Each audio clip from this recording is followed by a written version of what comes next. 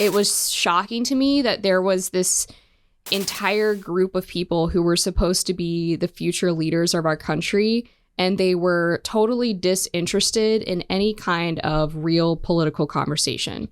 They hated the concept of free speech. They tried relentlessly to silence the college Republicans, to silence me. I was reported to the administration. I had to file police reports because I was getting online threats constantly. They said they were going to come track me down at graduation and throw hands or something. I don't remember exactly what the words were. I mean, there was this predisposition to violence, especially, that was really concerning.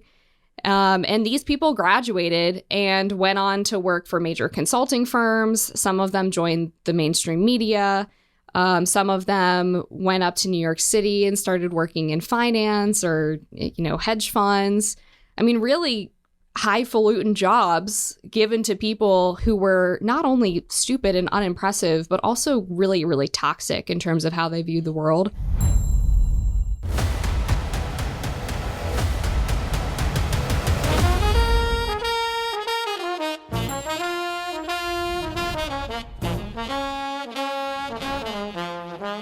Howdy, everyone, and welcome back to Moment of Truth, the podcast of American Moment. My name is Saurabh Sharma. I'm the president of American Moment, and I'm joined by Nick Solheim, the COO of American Moment. Looking ridiculous as always. We're always glad to have you guys back for yet another episode. I can't believe we're up to 102 pieces of content here on Moment of Truth, including some fairly news-making stuff over the last few weeks. There was a lot of coverage of the JD episode, as you can imagine. This week, we had on an old friend.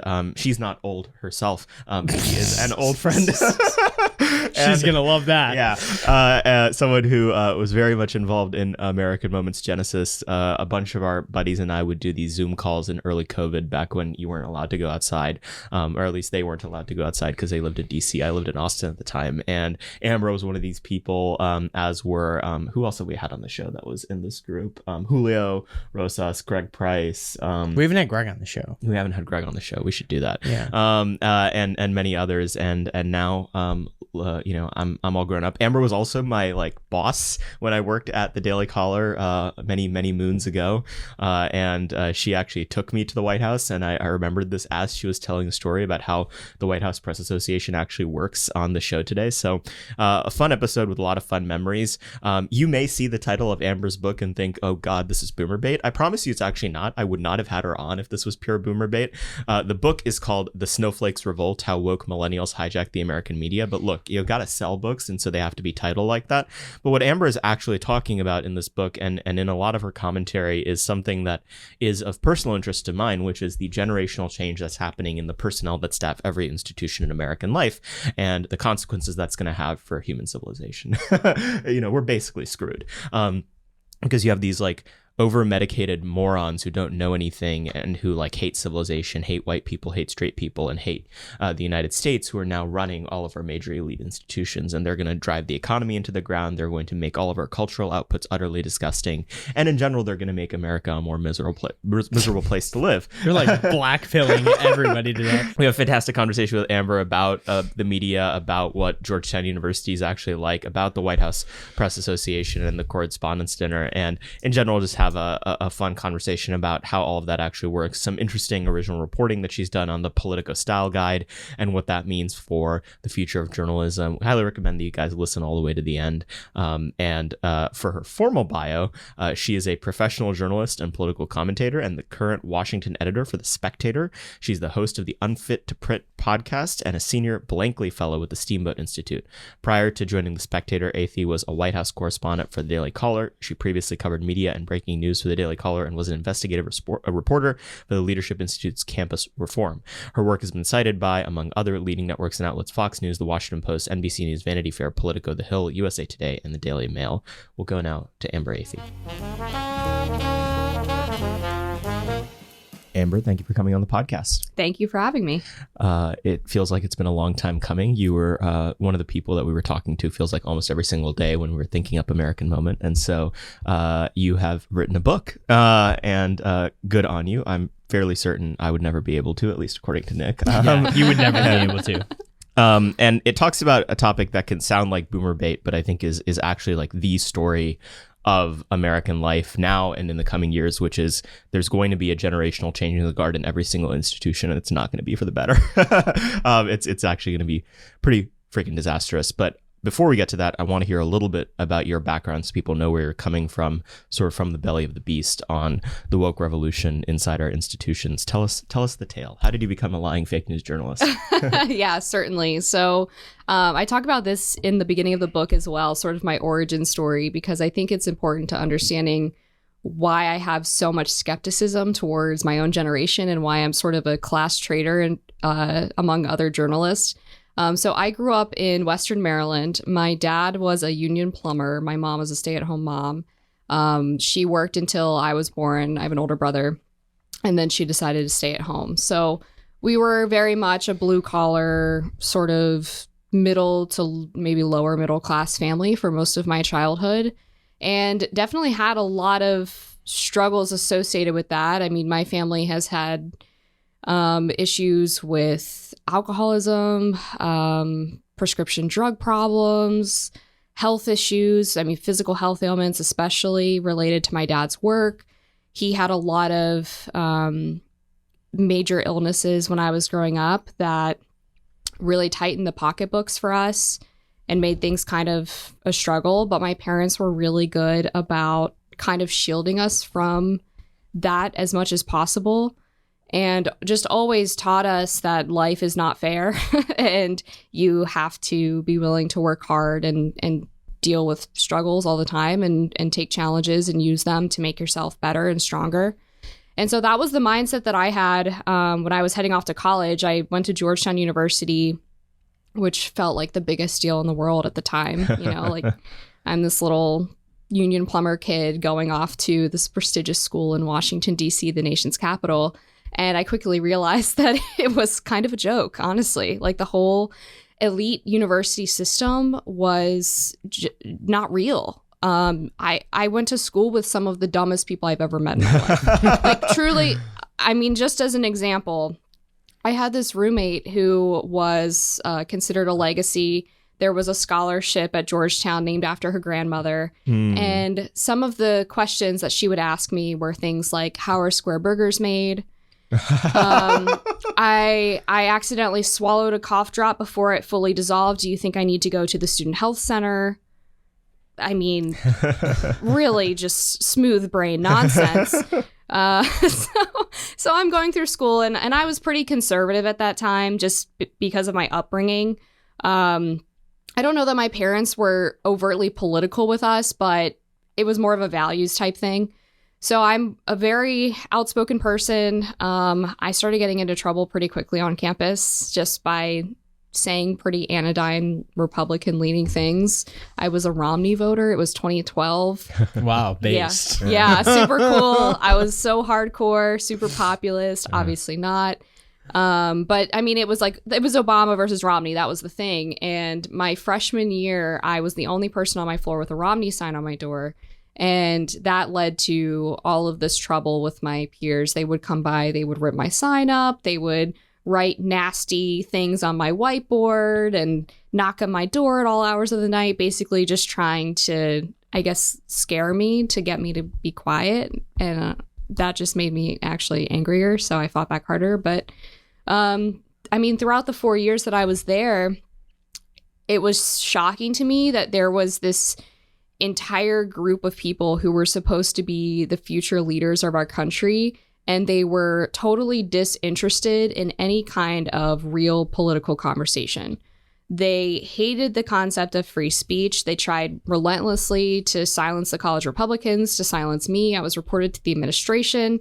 I had to file police reports because I was getting online threats constantly. They said they were going to come track me down at graduation and throw hands or something. I don't remember exactly what the words were. I mean, there was this predisposition to violence, especially, that was really concerning. And these people graduated and went on to work for major consulting firms. Some of them joined the mainstream media. Some of them went up to New York City and started working in finance or, hedge funds. I mean, really, highfalutin jobs given to people who were not only stupid and unimpressive, but also really, really toxic in terms of how they viewed the world.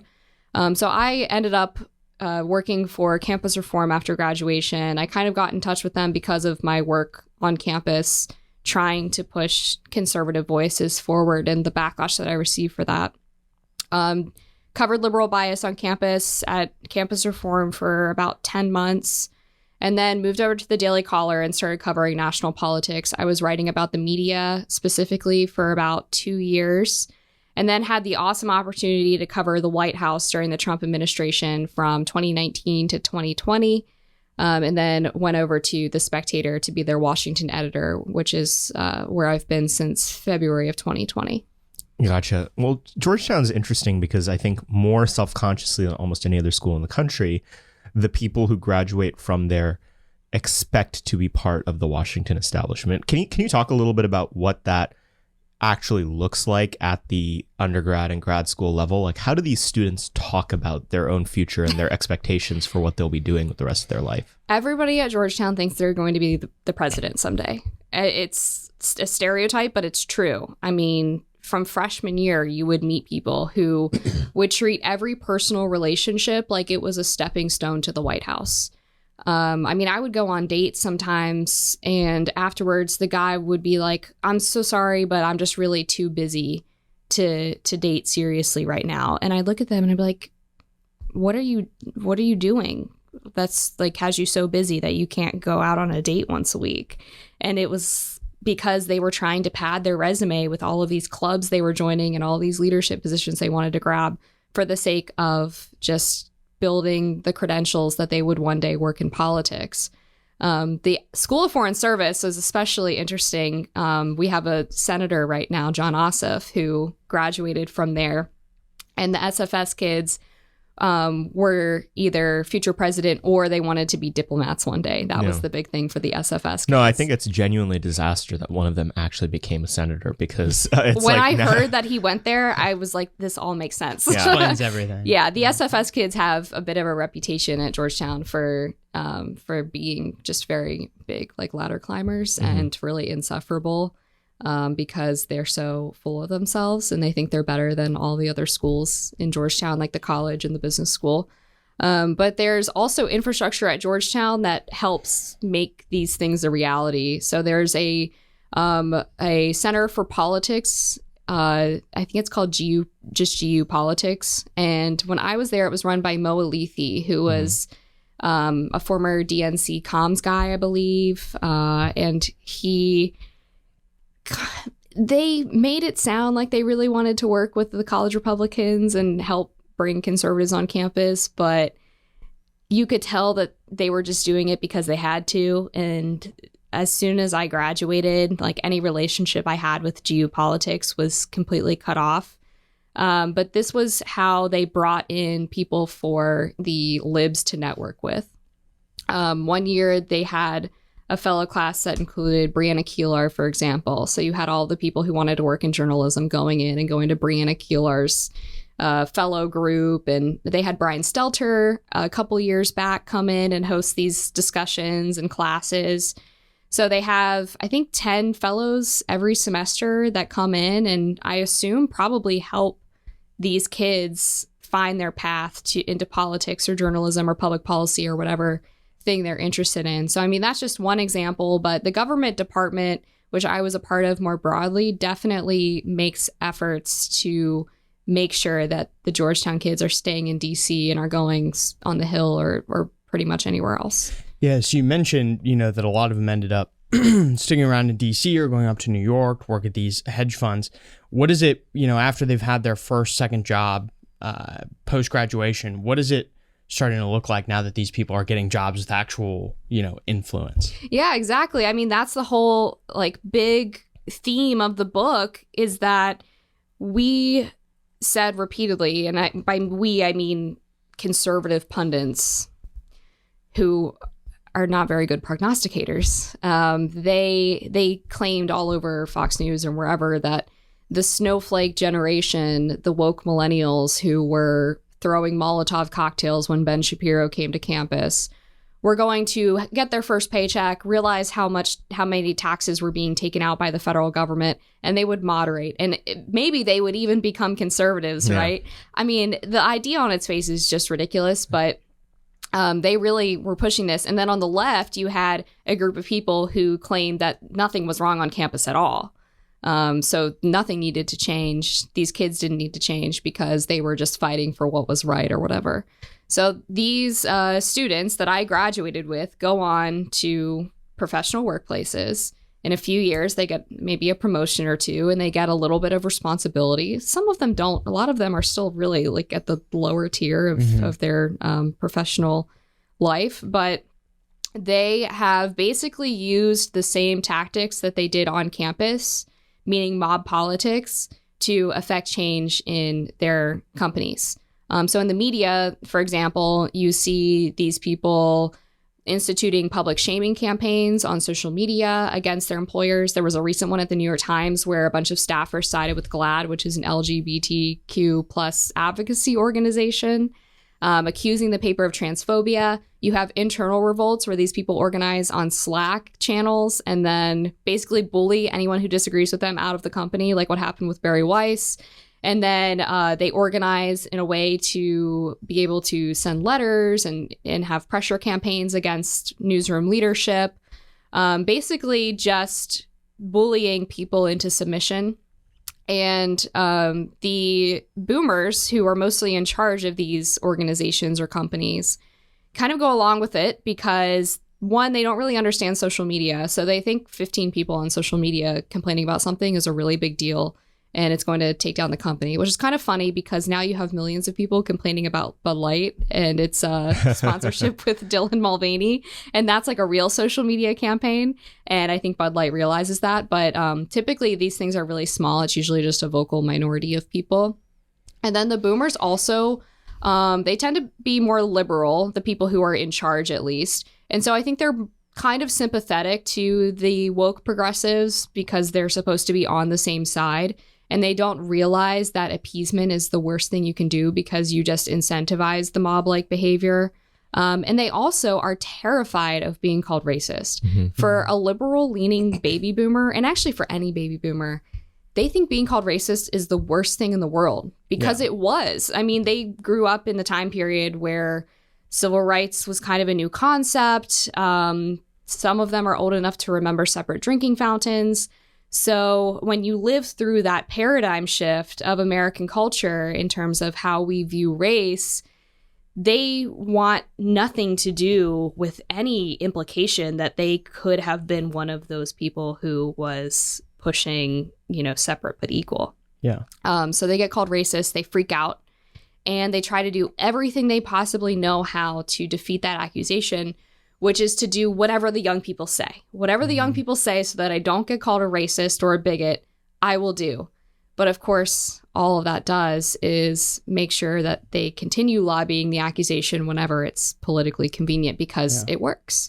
One of the things that I'm interested to talk about a little more, now that we're talking about like millennials and boomers and how they relate to each other, is I'm curious like where millennials are getting these ideas or these tactics from. I mean, presumably at places like GW, I'm assuming a lot of the professors are like boomers. Is this like a Georgetown, not GW? Sorry, Georgetown. I mean, I'm sure it's happening there too.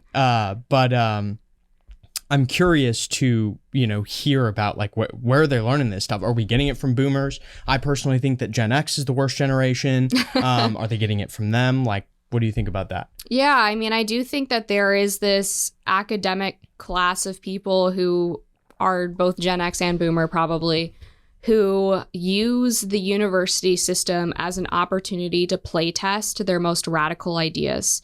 There are things that haven't really been tried in practice, and they have this platform, this perceived power, and so they feel like they can impart this toxicity onto younger, impressionable people who are looking for some kind of purpose in life. And then those kids can go out and implement the ideas, and the academic gets to sit back and say, look, like I affected change, right? Yeah. Look at my little army. Exactly. Look at my little woke army. Right. I think it makes them feel powerful. I mean, and that's sort of always been how ideas get inculcated in young professionals is through the university system, at least in the past like 30 or 40 years. But the professors are getting more and more radical. And I found that the administration, at least at Georgetown, was not like that. They were kind of just reacting to what they viewed as this sort of existential threat to their power. It was the professors in the social studies and social sciences who were really, really hardcore. So like sociology, gender and women's studies, African American studies. This was where radical ideas were dreamed up and then pushed onto the kids. There was a term I learned recently from Politico's style guide, actually, and it's a marginalized genders.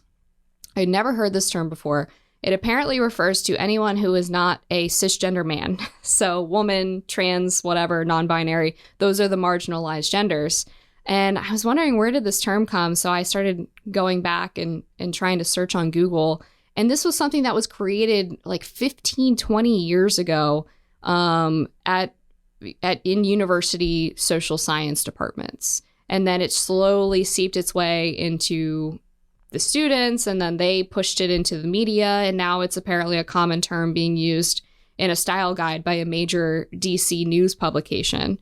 So that really is where the idea is spread from, I think. And unfortunately, what is unique about the millennial generation that makes them so susceptible to radical ideas is that they're kind of a generation that's really blowing in the wind without any real sense of self or purpose.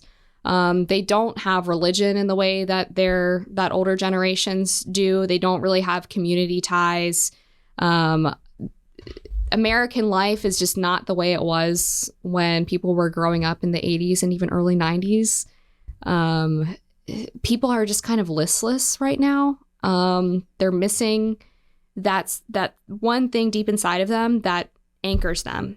Mm-hmm. And so they are very, very susceptible to indoctrination, very liable to being radicalized in violent ways.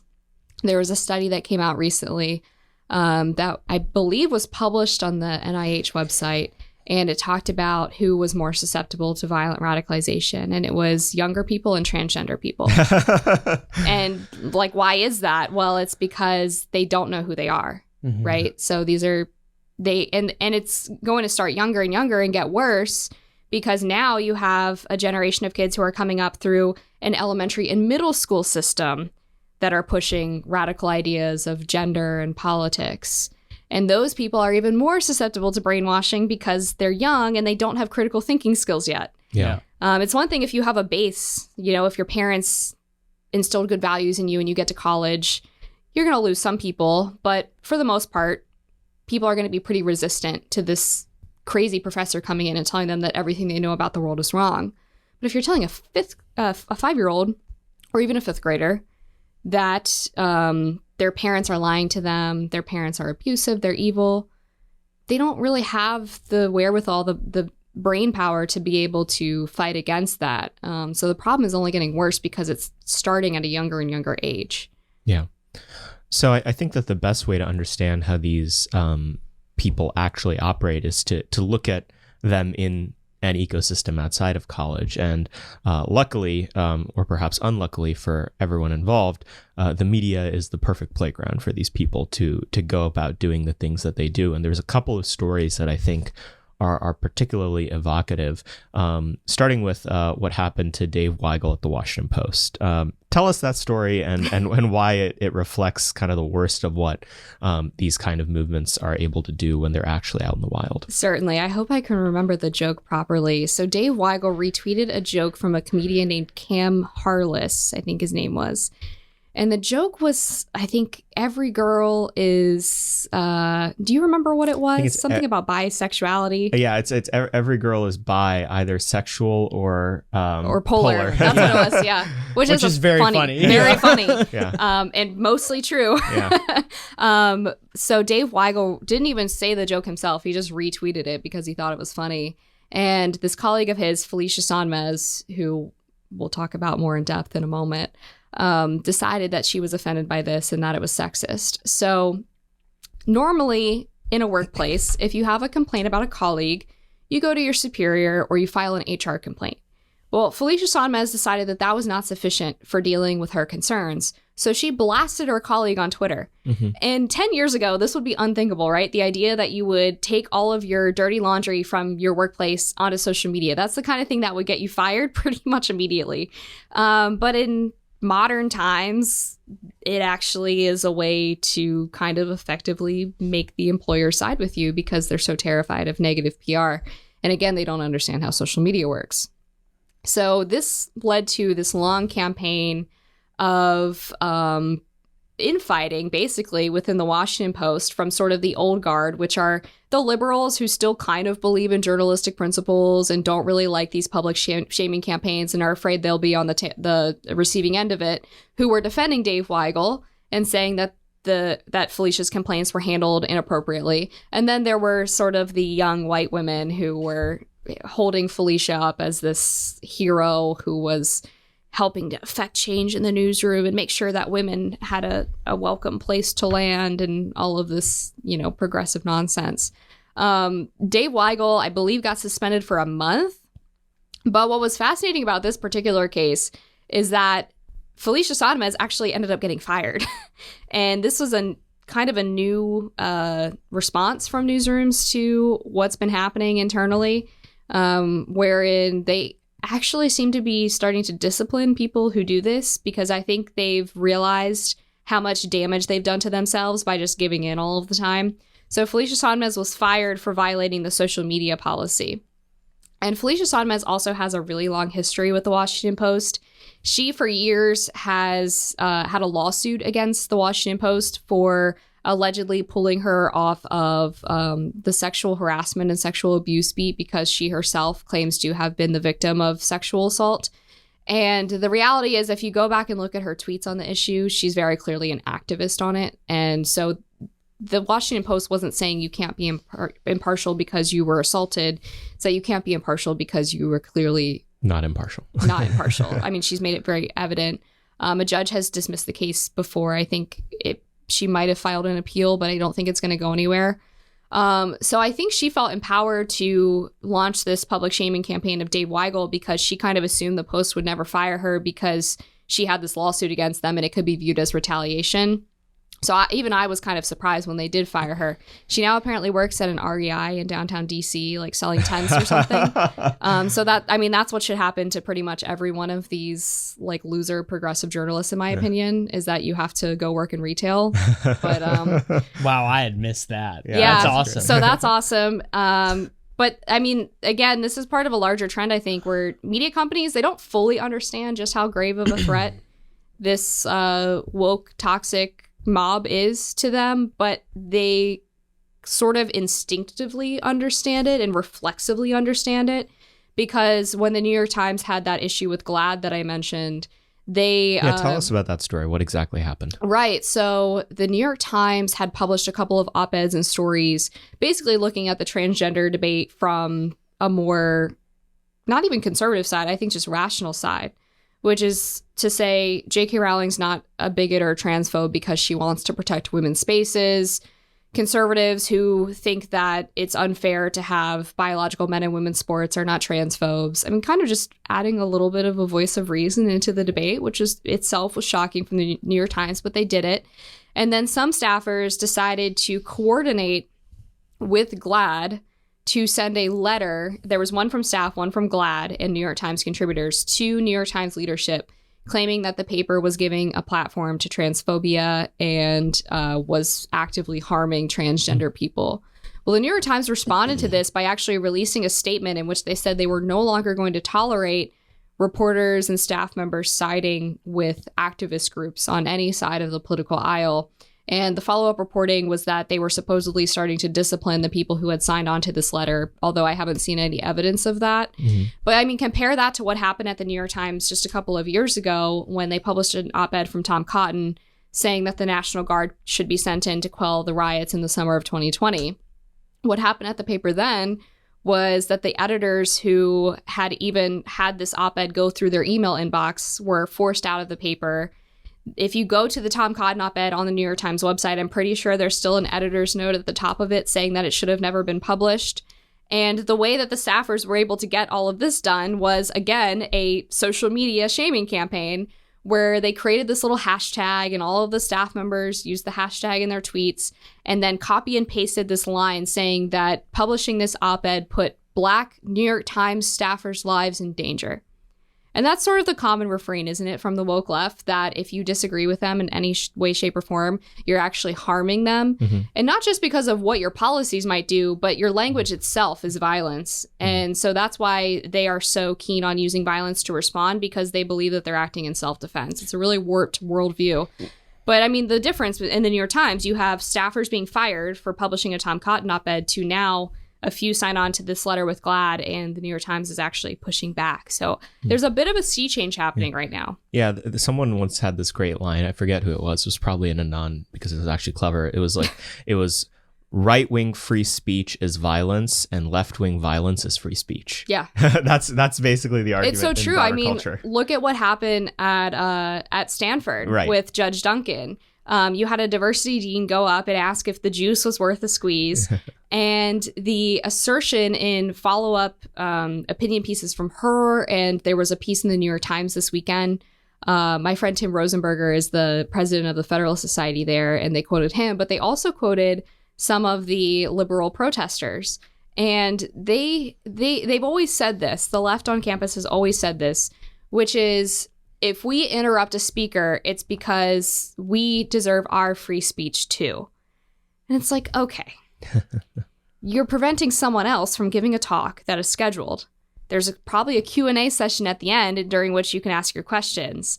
The whole idea that the university is trampling on your free speech because they don't want you to interrupt someone else is like so cuckoo brains crazy.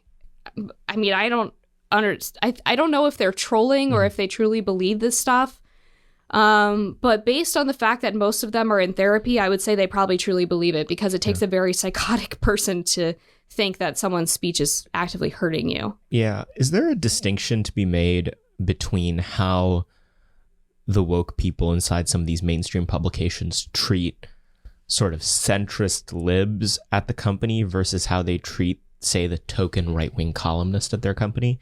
Because it seems like to me, or maybe he's just like fully kept at this point, like a George Will at the Washington Post or a Ross Douthat at the New York Times don't actually come under ire from their own publication staff as often as like the centrist libs at these publications do. Can you unpack what that distinction might actually look like? Well, one of the distinctions is that the centrist libs tend to be reporters for the most part, whereas the sort of token Republican or conservative tends to be an opinion columnist. Mm-hmm. And those divisions are still like functionally separate.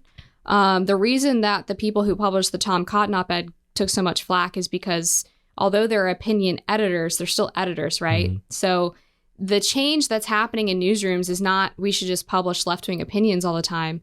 They actually want to reshape what journalism is. Mm-hmm. They want to reshape what's happening on the news side to be more progressive. So they're changing the language that's in style guides. They are changing the concept of searching for the truth or trying to be objective or unbiased in favor of fighting on behalf of marginalized voices and speaking truth to power.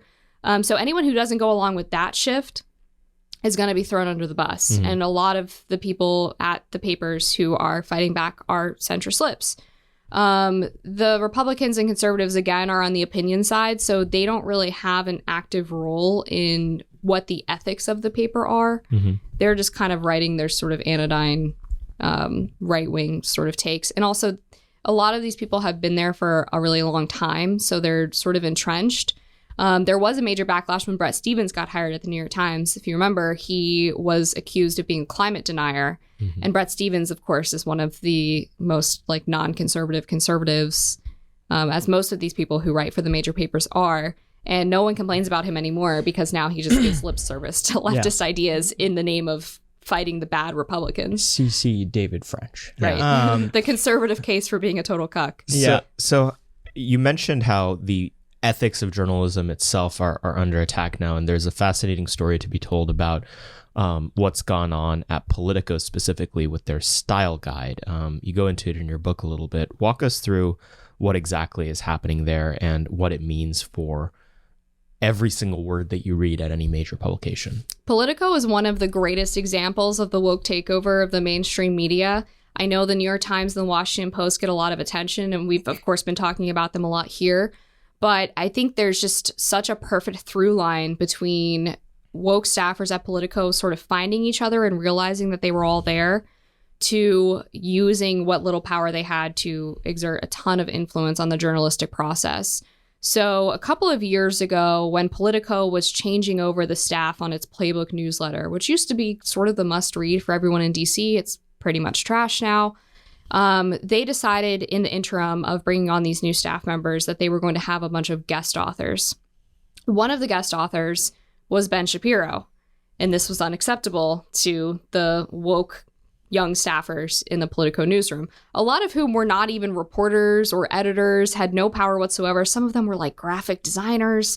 I mean, you'll often find it's the most low on the totem pole people who are trying to make themselves indispensable by becoming the experts on DEI or racial equity or whatever the buzzword of the day is. So it's a short circuit to power. Exactly. Yeah. And you can't fire them because then you're a racist, right? Mm-hmm. So it's kind of perfect for them. It's a way of specializing your career. So they start complaining about Ben Shapiro. They send a letter to the editor. To the editor's credit at Politico, he did not apologize for having Ben Shapiro. He basically told them to pound sand, although he was a little too nice about it, in my opinion. But according to several former Politico staffers that I spoke to who were there at the time, this was basically the moment that all of these young woke staffers realized how many of them there actually were, and they were dedicated moving forward to basically causing a ruckus whenever it was convenient for them. They started a union as well so that they would be further protected from retaliation if they continued with their mob tactics. So shortly after the Ben Shapiro incident, Gabby Orr, who now writes for CNN, had written a really great long-form piece about the Republican efforts ahead of the midterm elections to protect women's sports from biological men. And she quoted two conservatives in it. She quoted Stephen Miller, the former Trump advisor, as well as Terry Schilling, who you've had on the podcast, American Principles Project founder and president. And they said pretty, normal things about biological men competing in women's sports. It's unfair. It's weird. It's creepy, blah, blah, blah. She also quoted Kate Oakley, who is a senior official at, I believe, the Human Rights Campaign. So obviously very progressive on the issue. So she covered both sides, and the piece I thought was very fair. I mean, I guess I'm biased from the left's perspective. But after this piece was published, Gabby was called into a meeting with Robin Turner, who was the director of diversity initiatives at Politico, a job title that should never exist, and several of her colleagues, because her colleagues had complained that she had published a transphobic article. And throughout the ensuing struggle session, I would call it, she was probed about the fact that she used to work at the Washington Examiner, which is a center-right outlet. So the implication was that she couldn't possibly approach this issue fairly or in the correct way because she must have been a secret closeted conservative. They told her that when she was quoting Stephen Miller and Terry Schilling, that she should have added context to inform readers that their comments were transphobic. She was supposed to actually quote a transgender individual. Simply quoting Kate Oakley from the Human Rights Campaign was actually not enough.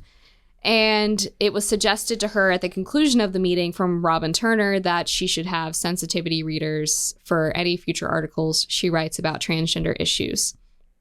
Now, following that, it seemed like the Politico leadership decided that more needed to be done in order to convince the colleagues who complained that they were not going to let this happen again. So they actually brought in a group of transgender activists from various left-wing journalistic associations and activist organizations to come in and lecture reporters on how they were allowed to write about transgender issues. And this is unheard of in a newsroom, to have, three members of an issue lobby explain to a group of reporters how they're allowed to write about something. It'd be like having hedge fund managers come into lecture like Financial Times reporters. Exactly. Yeah. Or having, Exxon come in and tell people how they're allowed to write about oil spills. Yeah. I mean, that's sort of the analogy. So they come in and they tell people that terms like mother can be offensive, that they need to use only non-gendered language in their reporting. Person. Yes, birthing person, pregnant people, person who menstruates. That's one of my favorites.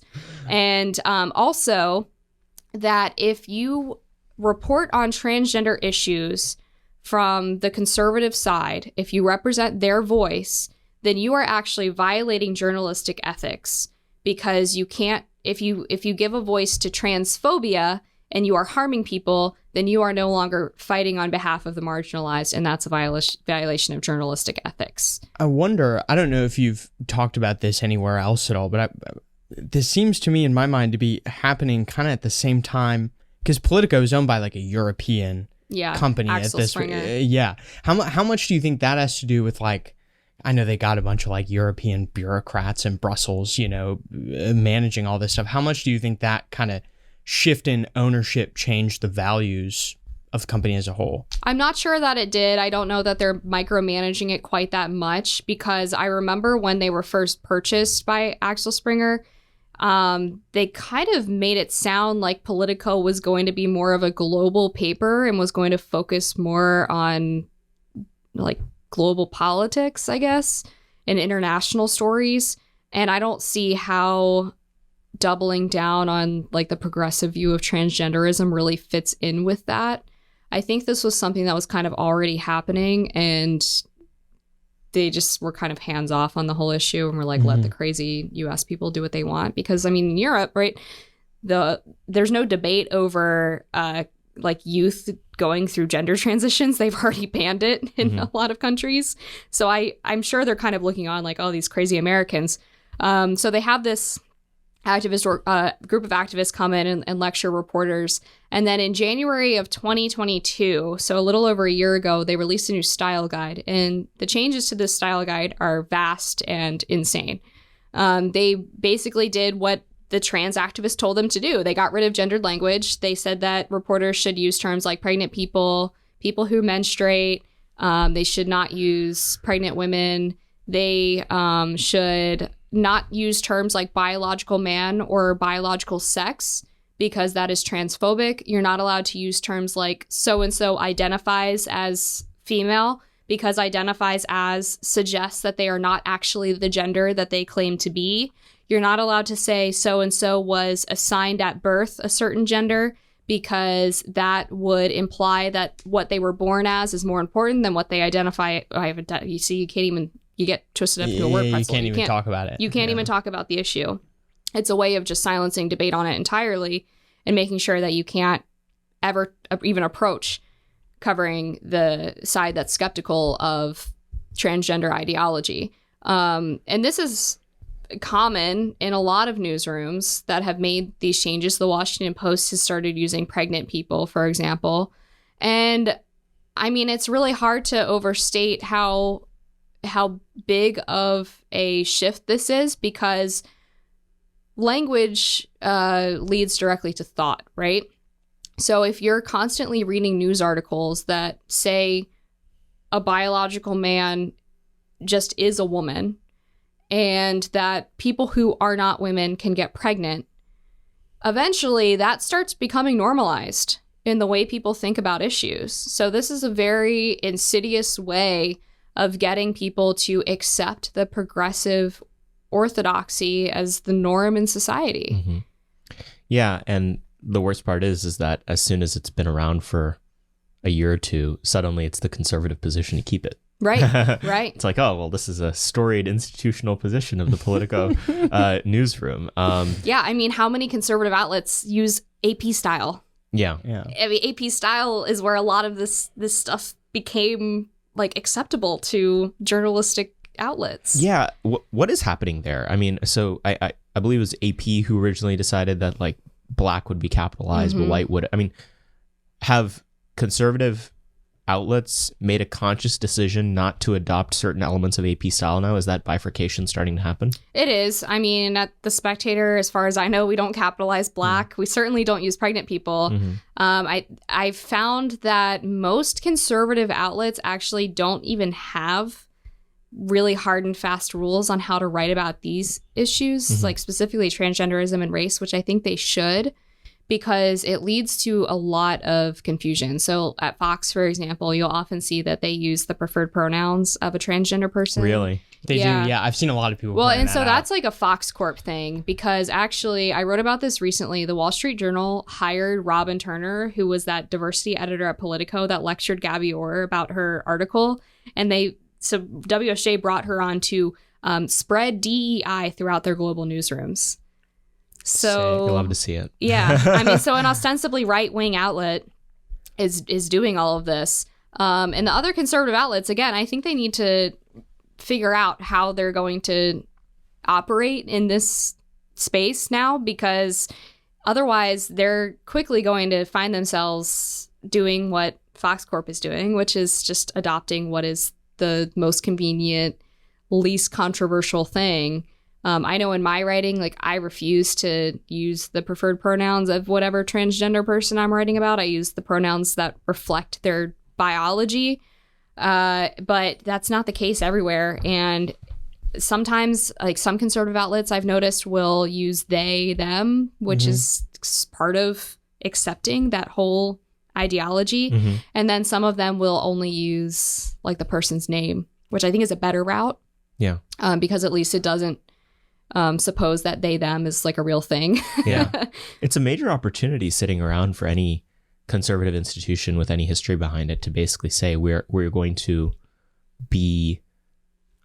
generate a style guide that's actually consistent, that the rest of the conservative press can actually adopt. Well, that would require cojones. Yeah. And require work. Doing real work. That's and not being lazy. Yeah. But I mean, it's a good idea. Another word that's commonly kicked around is like undocumented versus illegal alien versus illegal migrant versus undocumented migrant. I mean, there's all these different terms now.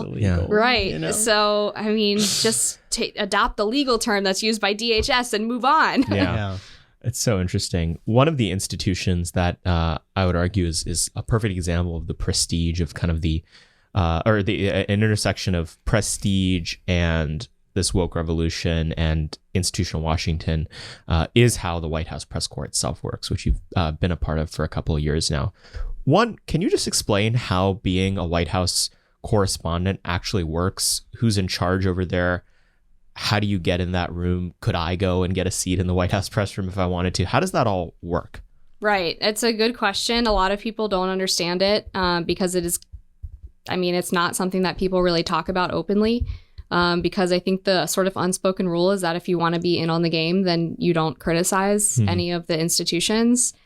I, for whatever reason, have been very critical of the White House Correspondents Association for years and still am a card-carrying member. So hopefully they won't kick you out for this interview. Well, if this were what did it, I'd be very surprised. But so basically how I became a White House correspondent credentialed is that when I was working for the Daily Caller, I had a congressional press pass. So I was credentialed through like the Senate Press Gallery, for example.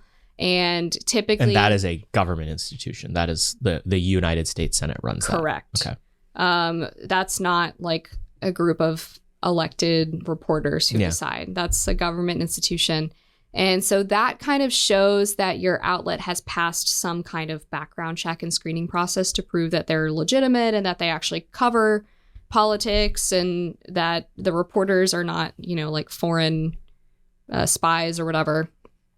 So I had that. And then you apply for the White House hard pass. Although you don't necessarily need a hard pass to get in the White House. It just means that you can go every day and swipe in and you don't have to fill out like a special form requesting access. So the hard pass is done through the Secret Service. Basically how that works, from my understanding, is that whatever administration is in power gives you the preliminary yes or no and then passes you along to the Secret Service.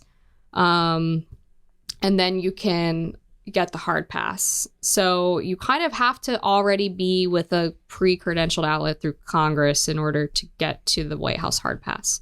The White House Correspondents Association is... So do independent journalists not really have a way to break into the system? Not really. Okay. I mean, there's a pretty large fence you have to scale in order to even get in.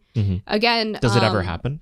I'm sure it does. Yeah. Probably if you're like an ally of the administration. But that being said, you can go on a less permanent basis. They have what's called a waives form that you can fill out. And again, if you have some other credential through the government, you can get daily or weekly access. A lot of people do it that way. But it's definitely easier to have a hard pass because then you're not beholden to sending in these requests all the time and getting like special approval. But the WHCA is a separate thing. This is not government run at all. This is a group of reporters who are elected to a bureaucratic organization who then decide basically how access works once you're on the White House campus. So in the briefing room, the seating arrangement that you see is not done by the administration. It's done by the White House Correspondents Association.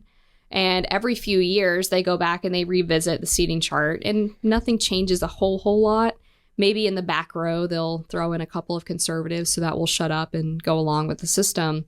But how did the White House Correspondents Association come about to begin with? I think it was started in the 70s. And I mean, it was created to address this challenge.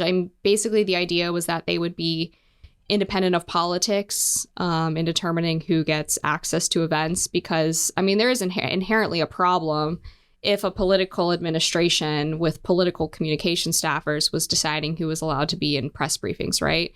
But the problem is the WHCA, because it's old and because most of the people who cover the White House are from outlets that have legacy, have tons of money, because it's expensive to cover the White House. I mean, if you go on a trip with the president, for example, it's like $3,000 right there just to fly on Air Force One with him. So you have, CNN, New York Times, Fox News, Washington Post, Associated Press, McClatchy, Reuters, all of these legacy institutions who are covering the White House on a regular basis for any number of years, the past few decades. So those are the people that tend to get elected to higher positions in the WHCA, and they tend to reward their friends. So the first row in the briefing room is who? CNN, Fox News, NBC News, MSNBC, basically all the TV outlets. The second row, you'll have like the wire services and some of the other mainstream legacy outlets. Third row, you tend to get maybe like some foreign outlets, but for the most part, it's still these mainstream outlets. It's not until you get into the last two rows that you'll see anything right of center that's not Wall Street Journal or Fox Biz. And everybody else who doesn't get a permanent seat, I think right now there's only 5 non-corporate conservative outlets who have a permanent seat in the briefing room. And it's like Daily Caller, Washington Examiner. I can't remember if I include Real Clear Politics in that count, but it's not very many. Everybody else has to stand in the aisles. If you stand in the aisle, you're probably not going to get a question from the press secretary. And even if you're sitting in the back in a permanent seat, you're probably not going to get a question because... How does that work? Like, is it literally just whatever's an eye shot of the White House press secretary, and the kinds of things that tend to be an eye shot are the kinds of outlets they're going to give those questions to anyway? I mean, what are the dynamics of asking questions in the White House press briefing? It's a combination. So it's definitely about where their eyes are oriented. So being in the front certainly helps. I mean, as it would with any type of press conference. That being said, the press secretary does also typically know who the reporters are, because when a new administration comes in, the reporters will make an effort to set up a meeting with the press secretary. Of course, when you have a liberal administration or a Democratic administration, they're going to be more likely to call on the corporate outlets anyway, because they hate independent and conservative media because it's a threat to them. So there's all kinds of reasons why Karine Jean-Pierre wouldn't call on me. But even in the Trump administration, I mean, the only time that I would get a question from the aisle, or if I was lucky enough to get a seat, was if I kind of gave the administration a heads up that I was going to be there, and whoever was at the podium knew who I was and was going to call on me because they thought I was going to ask something good or interesting. But it's really a whole game involved in the press briefings. And then the WHCA also controls how access works for departures and arrivals of the president. So if Biden is leaving and going to board Marine One to go somewhere, for example, there's a press scrum that's usually set up there that he goes to talk to. Well, the order that people are allowed to go to the scrum in is also determined by the WHCA, and there's this line system.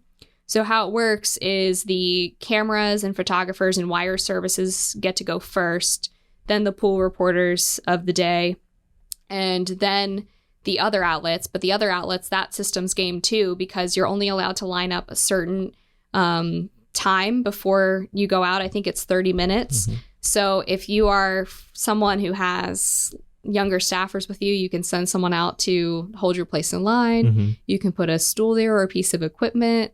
And if you're someone like me, you need those 30 minutes to work because you're the only person covering the White House. I don't have a team of 5 people with me mm-hmm. where I can send an intern to go waste their time dilly-dallying in the line. Then when you actually go out, all of the cameras are set up. So if you're from an outlet that is a TV outlet, you already have your space saved at the front of the rope because your cameraman's there. So all those people get to line up at the front of the line. Everybody else is in the back, like trying to get over people's heads to ask questions. And if you're 5'4" like I am, that's kind of difficult. So what I used to do is I would either duck under the tall people's elbows and like worm my way to the front, or there were ladders out there for the photographers, and I would climb up like the first 2 rungs of the ladder behind the photographer so that I was tall, and I'd like lean over. Well, and I would assume that the people who have their like cameras out and stuff, they're rarely picking like Newsmax or like a more conservative outlet. What are some other examples of aside from the seating chart of the WHCA's bias against conservatives and conservative media? One really great example is what happened to One America News during the COVID pandemic. The Biden administration really locked down press access during that, and I don't know why I do know why there haven't been more complaints about it, but they were really, really shameless. So not only is there still actually a vaccine mandate, like if you don't have a vaccine card that's submitted to the White House communications team, you have to go get a test before you're allowed to get in. And until very recently, the test costs like $150. So again, like a bootstrapped independent outlet is not going to really have the opportunity to go to the White House every day during COVID. Mm-hmm. And they also limited the number of seats that were in the briefing room. And the only people who kept their permanent seats were, again, the corporate legacy outlets. Everybody else had to rotate through one seat. And I was in that rotation. I got to go once in the span of a year. Wow. And the one time I was in there, it was after like a big Hunter Biden story dropped. Nobody asked about it. I was sitting in the back. She cut off questions. Karine Jean-Pierre cut off questions like 2 seats before me. So that whole experience was absolutely ridiculous. It's a little bit better now. They actually let people go into the briefing room. But under the Trump administration, when the WHCA had helped implement all of these rules, someone from the Trump communications team, I don't know who, had apparently personally invited Chanel Rion to come and ask questions. And you guys probably remember she would stand in the back and she would bring her own seat. And the press corps was livid because she had basically found a workaround to their whole little system of keeping people like her out. So they complained that she was violating the social distancing protocols. Then they complained that she was violating the WHCA mandates, and she's a member, so she has to listen to what they say.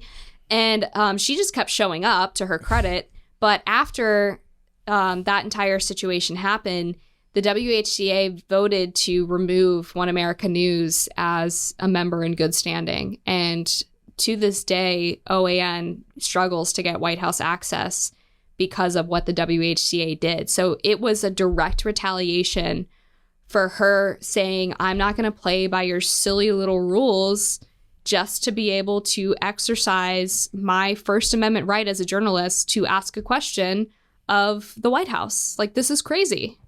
Yeah, that's wild. One other piece of this puzzle that is sacred to Washington. Tell us about the White House Correspondent's Ball. Like, what's it actually called? The dinner. The dinner. Like this. I mean, it's. I find it fascinating because there's an argument to be made that it got President Trump elected because of that, Joker origin story moment where Barack Obama's making fun of him from stage, and he's like sitting in the audience just like smiling, and like he runs for president a few years later. But what's the social dynamics around that? I mean, do they call it like nerd prom or something stupid like that? And they have all these after parties that are hosted by like Vanity Fair and NBC News. So I have never been to one. They're kind of expensive. It's, I think, $300 per ticket, maybe $5,000 for a table. And I've never worked for an outlet that's willing to shell out money to go to nerd prom, which is totally fair. And I don't know that I would have much fun at it anyway. But ostensibly, the White House Correspondent Dinner is a scholarship fundraising event. And the scholarships are for future journalists or whatever, young, like college-age journalists.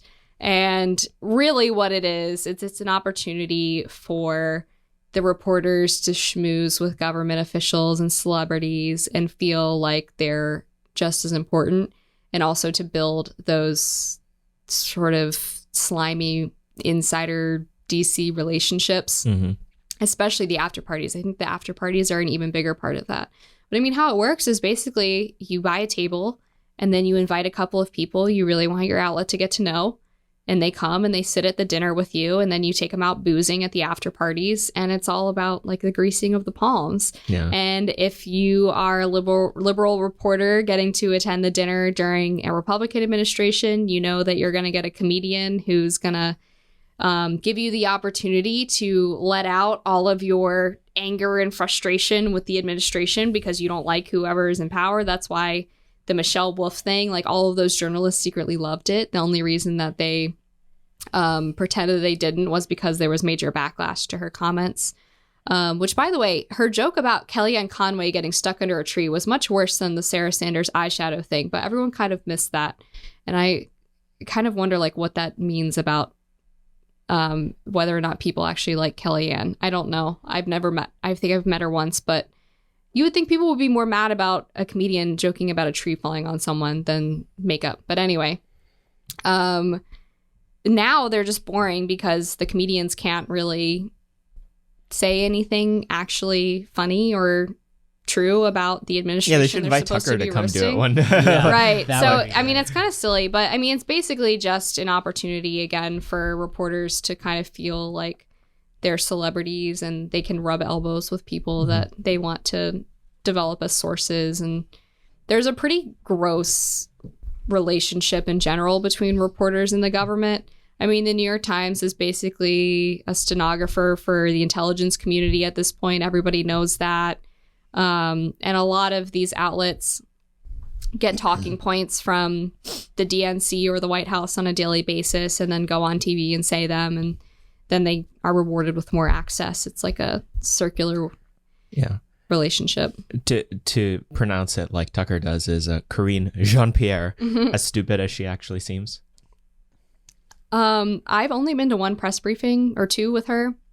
I was at one 2 weeks ago. And John Kirby was there too. And it was right after the Nashville shooting with the transgender suspect. And it was pretty poor. It was very poor. She was very unimpressive. The only time that she even sounded like she knew what she was talking about to an extent was when she was complaining about guns. And that was just because she got really worked up about it. But I mean, from what I can tell, no, she's not good at her job. I don't have any like inside info to give you on her, I guess I'm saying. Yeah. Was this the same press briefing that she gave where she said something to the effect of like, you know, we stand with the transgender community? Yes. Yeah. And I was terrible. in the aisle and I had such good questions ready and I knew I wasn't gonna get called on, but I was secretly hoping. Yeah.